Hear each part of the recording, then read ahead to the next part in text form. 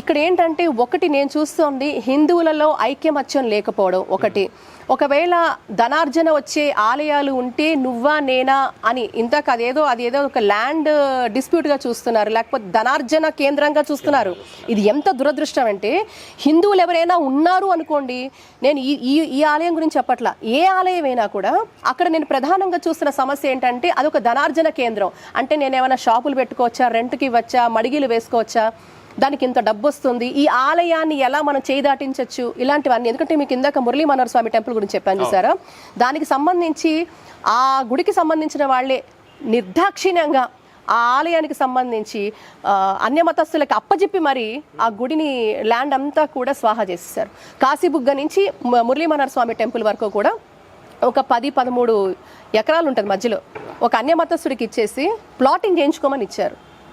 ఇంతకంటే అంటే ఏంటి, మనమే తీసుకెళ్ళి మనమే వాళ్ళకి ఇచ్చి తీసుకో అమ్ము, లేదా నువ్వు కబ్జా చేయని ఇస్తున్నావు, వాడికి ఇస్తున్నాము 30 రూపాయలు 50 రూపాయలు రెంట్లు.